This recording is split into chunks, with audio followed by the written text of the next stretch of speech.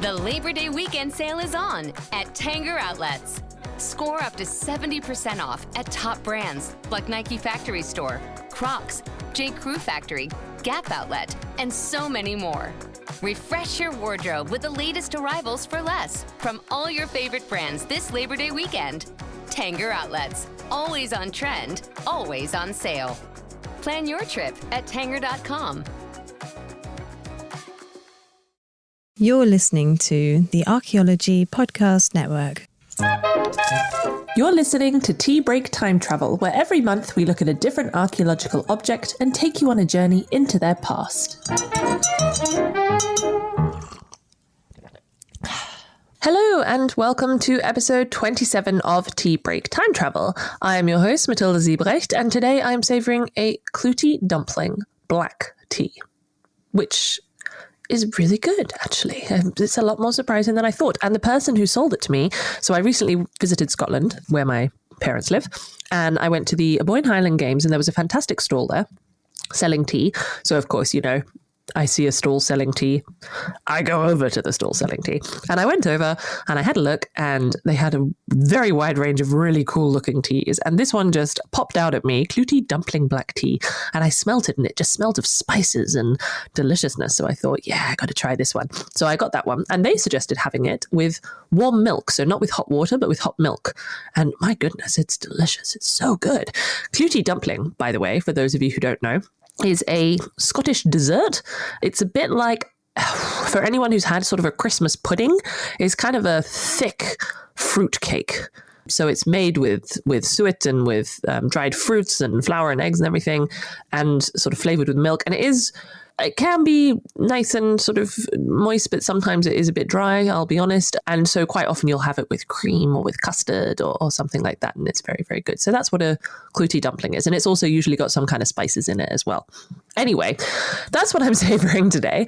And today is a very exciting episode because it is our very first episode of Tea Break Time Travel Training, where we're going to have a look at all of those kind of theories and methods that you really need to have under your belt if you're a seasoned time traveler, and of course, if you're an archaeologist.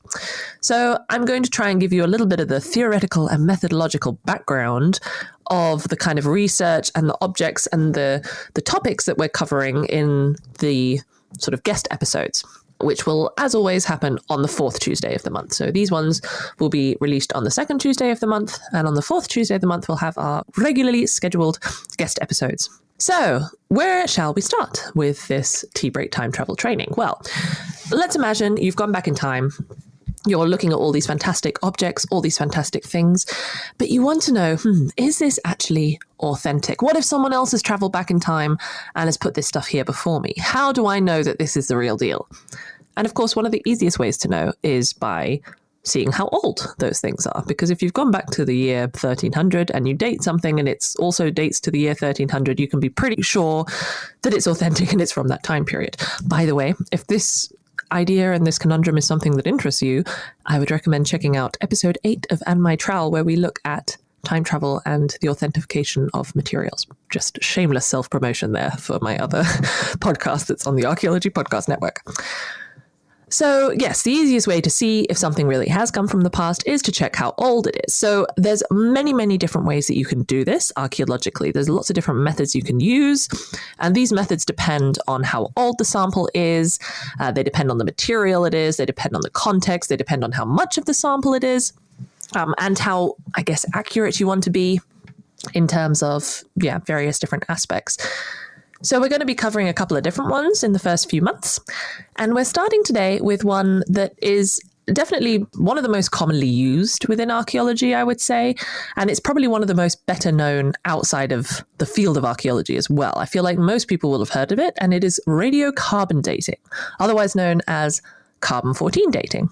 And radiocarbon dating is one of these things that in principle is very easy. Radiocarbon dating, carbon is in organic remains, i.e. any sort of material that has come from something that was once living, so once held carbon, so bones, leather, plant material, wood, anything like that. So stone, for example, you can't date with radiocarbon because it doesn't contain carbon, or at least not enough for you to be able to date it. And by looking at how much carbon is in the object, you can see how old it is. That's not really it, though. That's very, very, very oversimplified. And it's a little bit more complicated than that. And quite a lot of people, I think, don't really understand how it works. So I'm going to attempt to explain it in as simple terms as possible. So, of course, as always, I have done my research, I have looked things up, it is all presented here, but if this is a topic that interests you, I would definitely recommend reading further and chatting to more people who have spent their whole life researching this, because I am an archaeological scientist. I did do methods of artifact analysis, which included learning about dating methods, so I have done this in my studies, but I do not do this on a daily basis. So, quick caveat as to the amount of detail that I can go into. Also, I'm only going to be doing 20 minutes or so. So there's only so much detail you can go into in 20 minutes. So radiocarbon dating, also known as carbon-14 dating, which I hear you cry, what is carbon-14? Well, carbon-14 is an isotope of carbon. Those of you who did, I guess, high school chemistry or physics will know that an isotope is versions of an atom that have the same number of protons but different number of neutrons. So, for example, carbon-14 has 6 protons and 8 neutrons. So this means that isotopes of an atom will have the same chemical properties because they have the same number of protons, but they will differ in mass, so in weight, and therefore in physical properties. So there are, for example, stable isotopes. So carbon has 3 kind of more commonly known isotopes, which are carbon-12 and carbon-13 and carbon-14. 12 and 13 are both stable. This means that they do not emit radiation. They just sit there and they're cool and they're chill and they just kind of stay the same. Carbon-14, however, is unstable. It's like that cousin that just went a little bit off the rails. This means that they emit radiation. And by the way, carbon-14 was sort of discovered, and these properties of it emitting radiation and it being unstable was discovered in early 1940 by Martin Kamen and Sam Rubin. And the discovery of this led to a chemistry professor who was based at the University of Chicago called Willard Libby, looking at this kind of instability and this radiation and this decay, which decay basically means that the isotope turns into something else over time. So in the case of carbon-14, as it releases radiation, it decays, it turns into nitrogen-14. Just a little side note. That's not really important detail to remember necessarily for this, but it's just important to keep in mind while you're taking this in. And this decay is something that's very important.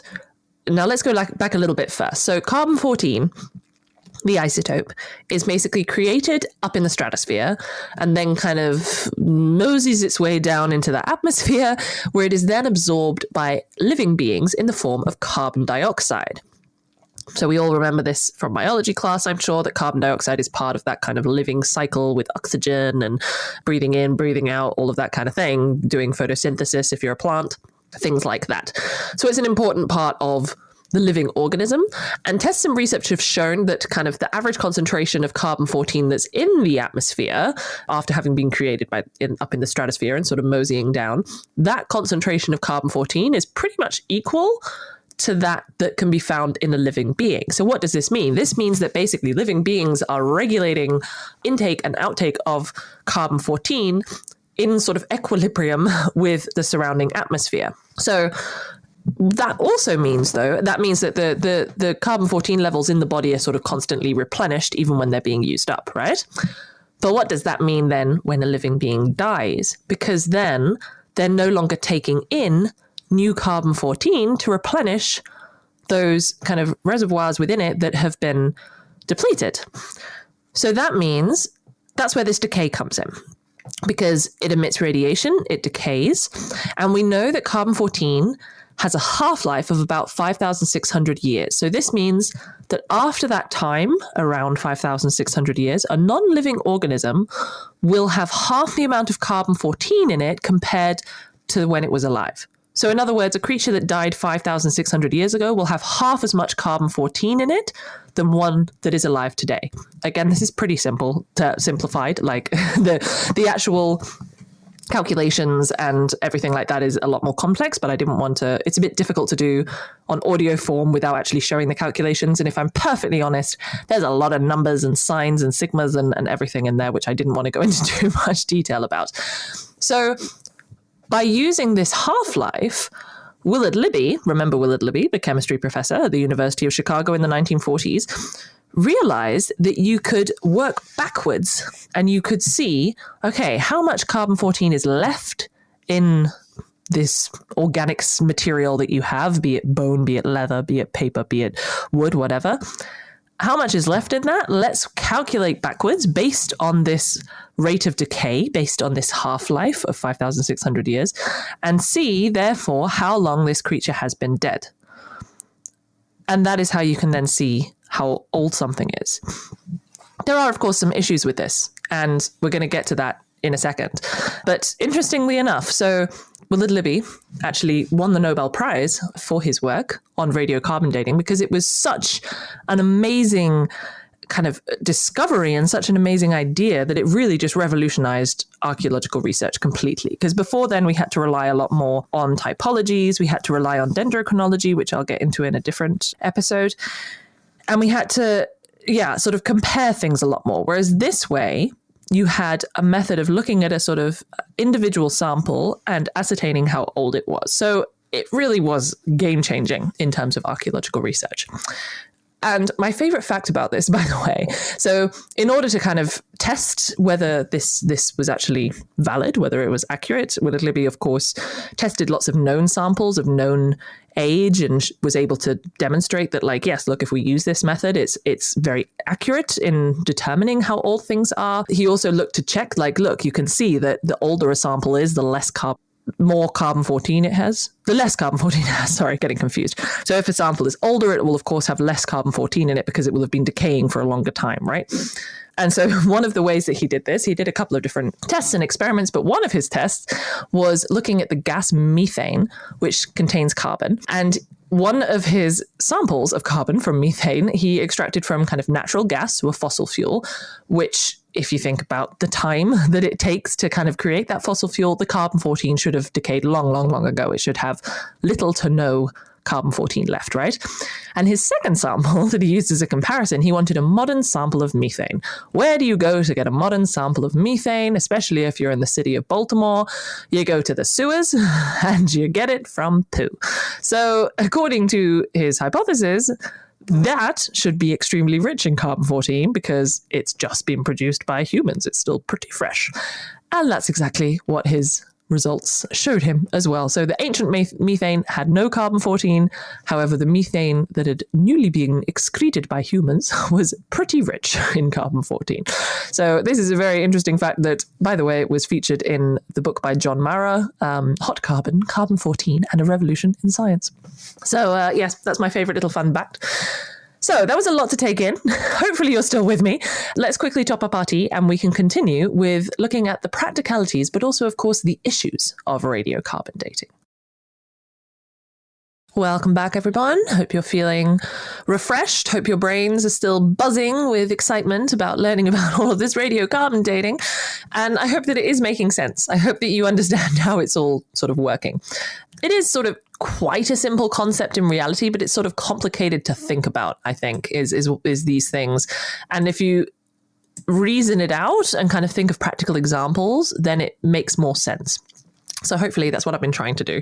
If anyone has any further questions, by the way, if you have any things that you think I haven't covered, please do let me know. You can email me, you can send me messages on Instagram, you can contact me via the APN Discord server. So please do get in touch if there's things that you feel that I haven't covered or questions that you still have. So this segment, we're going to look at the kind of practicalities of radiocarbon dating and, most importantly, the issues of radiocarbon dating, because it's very important to understand the limitations and the kind of problems that you might encounter with any method that you use in archaeology. So first of all, how does radiocarbon dating actually work in practice? So as we mentioned before, the whole point of radiocarbon dating is to look at the decay and the half-life of carbon-14. Carbon, therefore, has to come from an object that held carbon. Most of the time, this is living objects who have interacted with the atmosphere in some way, right? That's what you're looking at. So you're looking at things like leather, you're looking at things like plant material, you're looking at bones, you're looking at wood. Antler can sometimes be as well. Of course, what's important though is that you have to keep in mind that the thing that you're dating is when the carbon-14 stopped being absorbed, right? And that it was just decaying. So that's always something to keep in mind. We'll come back to that in a second. But so you have to have your organic material sample. It has to be a clean sample, can't be contaminated by something from anything else. If you're eating like a tuna sandwich and then your tuna gets on the sample, then they'll be dating the tuna instead of the sample. So important to keep it clean. Also important to have it from kind of a known context, because most of the time when you're sending off samples to the lab to be dated, you want to know how old it is because it's being sitting in a nice little stratigraphic layer. So it's on a certain point in your site and you think, aha, that means that everything else that is on this layer in the site must be the same age as this object. This is also quite a big assumption, so you need to be pretty certain that it's all from the same layer. So that's why you're dating it. That's why you want to know how old a particular object is, because if you say, okay, well, this layer of dirt has 2 bits of bone, 50 ceramic shards, 100 flint axes, and half of a house base, then if you find out how old the bone things are, you'll also know how old everything else is, because the assumption is that they were all deposited there at the same time. Again, this is a pretty big assumption, so you need to double check that this is actually the case. So then you send them off, generally, to a radiocarbon dating lab. Now, I've had some questions about whether private people can also send off samples to a radiocarbon dating lab. The answer is it depends, because sometimes they do, and they might just charge a little more. So just to give a round figure, I looked up a couple of different dating labs and prices range around a couple of €100 per sample, but they generally do charge more if it's a private sample. And the reason is because most labs will happily accept samples intended for kind of academic and scientific research. But the problem with accepting samples from private individuals is that you're not really sure what that date is going to be used for. And there's the ethical issue of the sale of antiquities on the black market. So it might be that people are sending something in order to work out how old it is, in order to then be able to sell it, which that's not the point of this research method. That's not the point of archaeological analysis. I know a lot of people seem to think that archaeologists get money from the objects that we dig up. We don't. We never get money for them. We get our money from, well, if we're in commercial archaeology or sort of cultural resource management, then it's like a normal job, right? We get an hourly pay for the work that we do, but we don't get like bonuses if we find specific objects or anything like that. Like you'll get paid the same if you find a ditch or if you find like a golden axe. It's pretty much the same. So that's sort of the commercial side of things. And on the academic side of things, usually you get paid either because you've got some sort of position at the university, so maybe they're paying you to do research, or maybe they're paying you to teach, so you're basically working as a lecturer, or you might get a grant, which is for a specific research project, but that money then goes pretty much back into the research straight away. So you do get some kind of salary, but you're mainly paying for like travel costs, you're paying for equipment, you're paying to employ PhD students or other people or assistants, teaching assistants. You're paying local communities to be able to hire areas or resources from them, for example. But you won't dig up an object and then send it off and get money back from the government or something. Like that just doesn't work anywhere in the world. And so that's the problem with going back to then this is that, you know, that's where then the sale of illegal antiquities comes in, because some people do that, but they're not archaeologists, or, well, sometimes they are, but they're not good archaeologists because that is not what you should do ethically. That is extremely unethical practice. And if other archaeologists found out you were doing that, you would immediately be, I mean, struck off is not the term because you can't strike people off, but you know what I mean. So anyway, point being, if you're a private individual and you're sending off something you want to send off something to get dated, it's unlikely that a lab will accept your sample because of those ethical issues, because they'll be worried that the date that they will be produced will be used in an unethical way to sell an object. So something to keep in mind. And then, again, the time varies on the lab. Sometimes it's a couple of days, sometimes it's a couple of weeks. You get back some dates. Now, these will not be like the 4th of September, 1782. You can't be that accurate. There'll always be a window with sort of margins of error. They always have standard deviations with them. And depending on how old your sample is, of course, these margins of error can be sort of bigger or smaller. So you usually have a date range. And you'll see that if you read papers, it'll be something like 2,650 BP plus minus 450, which basically means 450 years is the kind of margin of error on either side of that. So something to keep in mind. So let's have a look at the kind of issues of carbon dating. So first of all, what can we actually use carbon dating for? We've already said it can be for organic materials, but how old can we actually date? Because as we said, there's this half-life of 5,600 years.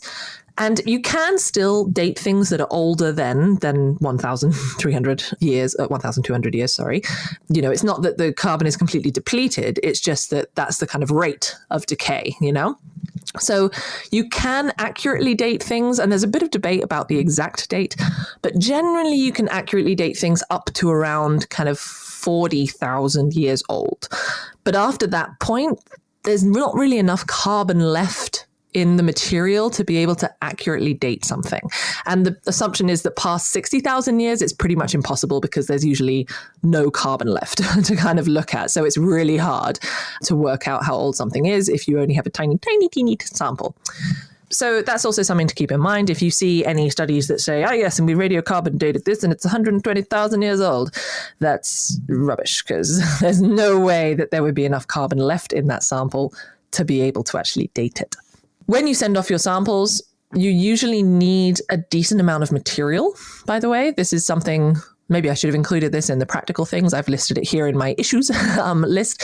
But it is a bit of an issue, I suppose, because archaeological dating methods are quite often destructive. So that means that you need to actually destroy the sample that you're sending off, which is a bit of a problem. So that's why, for example, you would never send off like a nice little statue or a little needle or anything like that. Usually it's like a random bit of bone or a random scrap of something.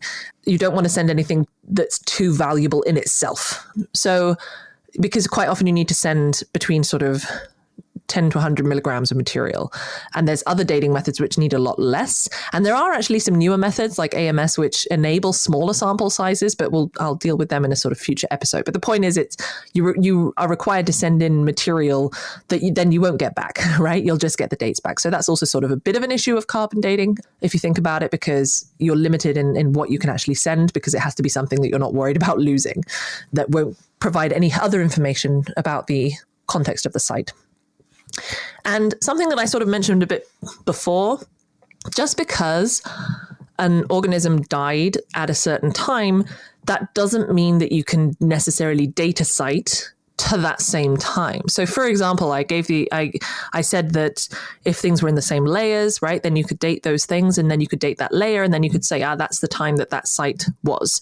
However, imagine that there was a tree that was cut down and then 200 years later, it's used to build a house. Like when you're dating it, you're not going to be dating the point of building. You're going to be dating the point of death of the tree. And also, for example, bones that might have been, passed down through generations, if they're bone necklaces or if they're, I don't know. I don't know why you would pass down bones through generations, but it's just something to keep in mind. Also, for example, linen is technically an organic material, but when you date it, you're not dating the time that the linen was made or the dress was made. You're dating the time that the flax was harvested in order to create the linen, because that's the point that the flax died and that's when the decay started. So you need to kind of keep in mind what that date is that you're getting back as well.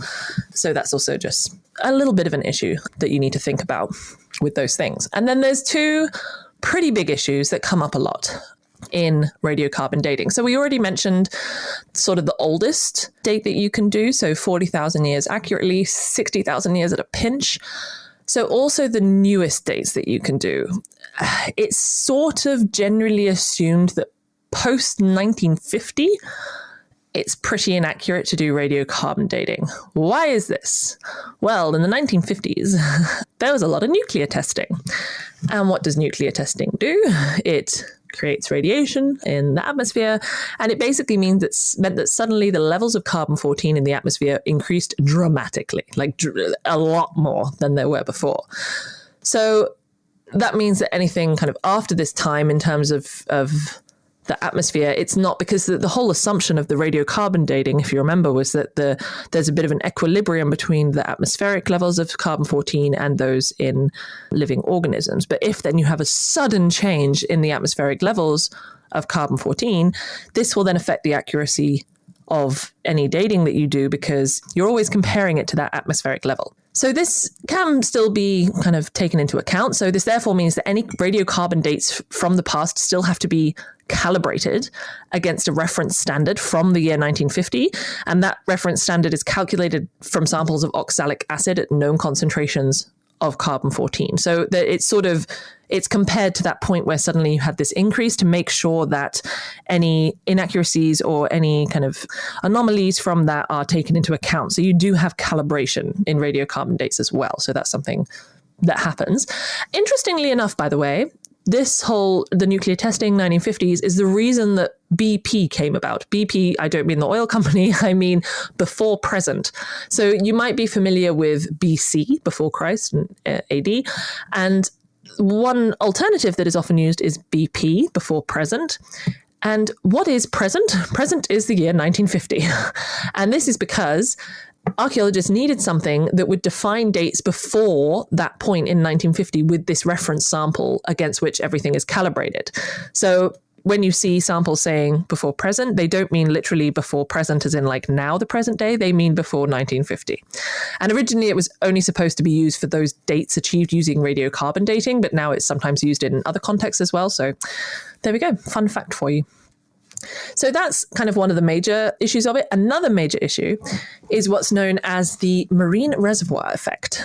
So remember that we are going on this assumption about carbon-14 being in the atmosphere, being absorbed by animals and creatures and plants and everything.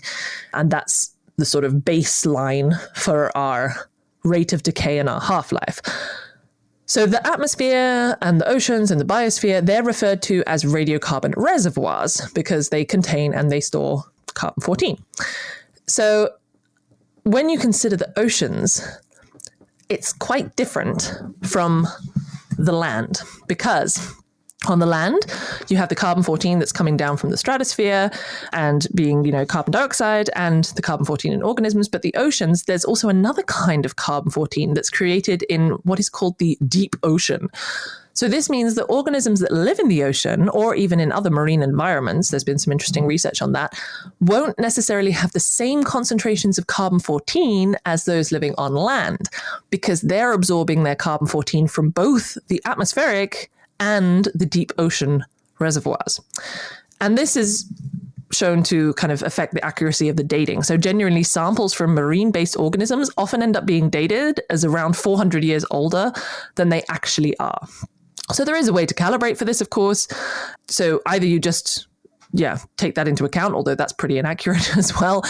But you can also just avoid marine samples. So quite often you want to make sure you get a kind of terrestrial animal or plant. Although, that just a quick side point, it's not necessarily limited to those creatures living in the ocean. But for example, if you have a terrestrial animal who has a purely maritime diet, so like a polar bear, for example, they will also demonstrate an older age than they really are because they have the same kind of intake of the carbon-14 through their diet. So because of the marine reservoir effect. So you really need to know what the bone is or what it is that you're dating and whether they would have been affected by this marine reservoir effect. So another way to kind of account for the inaccuracy is to get a value for the local reservoir concentrations so that you can see already by how many years it is offset in that particular site. And then you can adjust any kind of dates you get back accordingly.